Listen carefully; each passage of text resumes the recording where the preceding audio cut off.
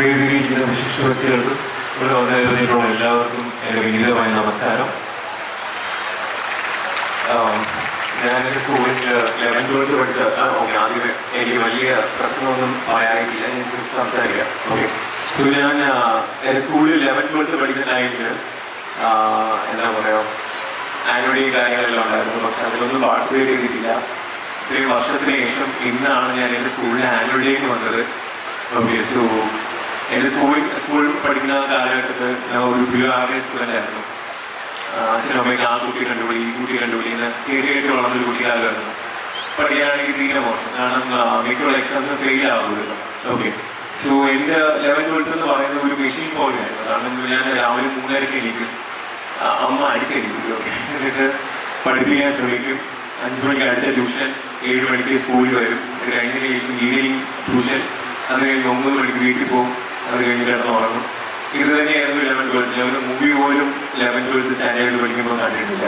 Okay, ആ ഒരു എനിക്ക് തോന്നുന്നു 11th എനിക്ക് ഇത്രയും വീട്ടിൽ നിന്നെല്ലാം നല്ല പ്രോത്സാഹനവും കാര്യങ്ങളെല്ലാം ഉണ്ടായിരുന്നു. പക്ഷെ എന്നിരുന്നാലും എന്താ പറയുക, പഠിത്തത്തിൽ എൻ്റെ ഐക്യൂവിൽ അത്ര പറ്റുന്നത്രേ എനിക്ക് പഠിക്കാൻ പറ്റുന്നുണ്ടായിരുന്നുള്ളൂ.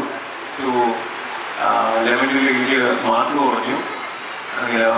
കുറച്ച് ടീച്ചേഴ്സ് എല്ലാം എൻ്റെ വീട്ടിൽ വന്നിട്ട് അച്ഛനായിട്ട് അമ്മയോട് പറഞ്ഞു, റോബിന് എക്സാംസിന് മാർക്ക് കുറവാണ്. സോ 11th പാസ്സായി 12th പോവുകയാണെന്നുണ്ടെങ്കിൽ ഉറപ്പായിട്ട് ചിലപ്പോൾ ഫെയിൽ ആവാനുള്ള ചാൻസ് ഉണ്ടാവുമെന്ന് പറഞ്ഞു. അപ്പം അച്ഛനും അമ്മയ്ക്ക് അത് കേട്ട് നല്ല വിഷമമുണ്ടായി.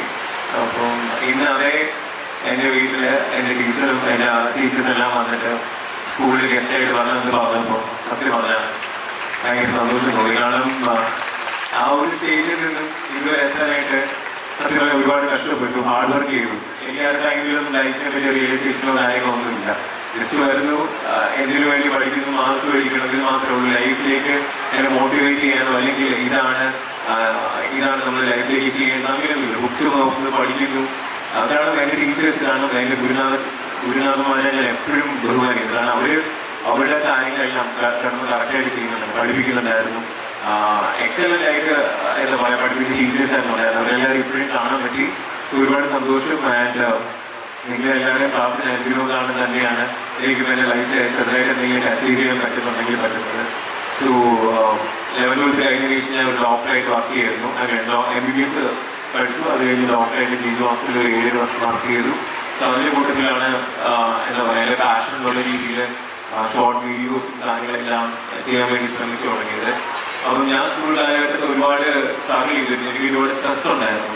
അപ്പം ആ സ്ട്രെസ് നേരിടുന്ന സമയത്ത് എൻ്റെ ലൈഫിൽ എന്നെ മോട്ടിവേറ്റ് ചെയ്യാനോ അല്ലെങ്കിൽ എനിക്ക് എന്താണ് ശരിയെന്താ തെറ്റെന്ന് പറഞ്ഞു തരാനോ എനിക്കൊരു മോട്ടിവേറ്റർ ഉണ്ടായിരുന്നില്ല. സോ അപ്പം അതിനുശേഷം ഇത്രയും വർഷങ്ങൾക്ക് ശേഷം ആ ഒരു മോട്ടിവേറ്റ് ആകാനാണ് ഞാൻ ശ്രമിച്ചത്. എന്നെ കൊണ്ട് കഴിയുന്ന രീതിയിൽ എല്ലാവരെയും ഞാൻ മോട്ടിവേറ്റ് ചെയ്യാൻ ശ്രമിച്ചു, ഒരുപാട് പേരെ ഗൈഡ് ചെയ്യാൻ ശ്രമിച്ചു. സോ അതിനോടൊപ്പം എൻ്റെ പലരും ചോദിക്കാറുണ്ട് ഈ ഒരു പാഷനും പ്രൊഫഷനും എങ്ങനെ ഒരുമിച്ച് കൊണ്ടുപോകാൻ പറ്റുന്നത്. നമ്മളൊരു കാര്യം സിൻസിയറായിട്ടാണ് കാണുന്നതെന്നുണ്ടെങ്കിൽ അതിനുവേണ്ടി ഹാർഡ് വർക്ക് ചെയ്ത് കുറച്ച് സമയം സ്പെൻഡ് ചെയ്ത് കഴിഞ്ഞാൽ നമ്മുടെ എല്ലാ ആഗ്രഹങ്ങളും നമുക്ക് സാധിക്കാൻ പറ്റും. അതിനുള്ള ചെറിയൊരു എക്സാമ്പിളാണ് ഞാൻ ജീജു ഹോസ്പിറ്റലിൽ 12 hours കണ്ടിന്യൂസ് ഡ്യൂട്ടിയാണ് ഞാനൊരു 7.5 വർഷം ചെയ്തുകൊണ്ടിരുന്നത്. സോ ആ ഒരു പ്രോഗ്രാമാണ്. അപ്പോൾ എനിക്കൊരു ചാൻസ് തരണം, എനിക്കൊരു ഓപ്പർച്യൂണിറ്റി തരണം, എനിക്ക് ഓഡിഷന് പാർട്ടിസിപ്പേറ്റ് ചെയ്യണമെന്ന് പറഞ്ഞപ്പോൾ അവർ ശരി ഓക്കെ പാർട്ടിസിപ്പേറ്റ് ചെയ്യാം എന്ന് പറഞ്ഞൊരു ഓപ്ഷൻ ഒരു ചാൻസ് തന്നു. സോ അതിൽ കിട്ടിയ നമ്മുടെ ലൈഫിൽ എപ്പോഴെങ്കിലൊക്കെ നമ്മുടെ ഓപ്പർച്യൂണിറ്റീസ് കിട്ടുന്നത്. സോ ആ ഒരു ഓപ്പർച്യൂണിറ്റി നമ്മൾ മാക്സിമം യൂട്ടിലൈസ് ചെയ്യുക. നമ്മുടെ മാക്സിമം നമ്മുടെ എഫേർട്ട് എല്ലാം നമ്മൾ അതിൽ ഇംപ്ലിമെൻറ്റ് ചെയ്യുക.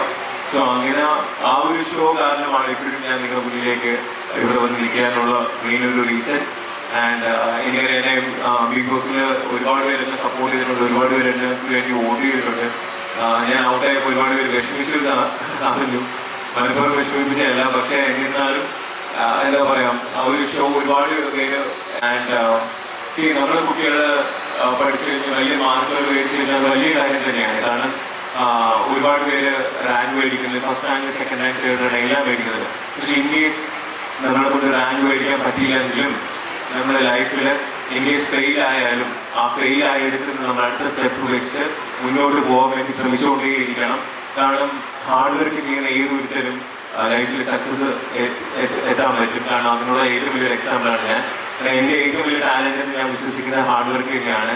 ഹാർഡ് വർക്ക് മാത്രമാണ് എന്നെ ഇതുവരെ എത്തിച്ചിട്ടുള്ളത്. സോ ലൈഫിൽ നമുക്ക് ഹാർഡ് വർക്ക് ചെയ്യാനുള്ള ഒരു വിൽ പവർ, ഒരു വില്ലിങ് നമുക്ക് ഉണ്ടായിരിക്കണം. ഇപ്പോൾ എൻ്റെ ലൈഫിൽ ഞാൻ 120 പ്രാവശ്യം വീണ് പോയാലും 121ാമത്തെ പ്രാവശ്യം ഞാൻ അടുത്ത കാലഘട്ടത്തിൽ വെക്കും എന്നുള്ളൊരു കോൺഫിഡൻസ് തന്നെയാണ് എന്നെ ഇതുവരെ എത്തിച്ചിട്ടുള്ളത്.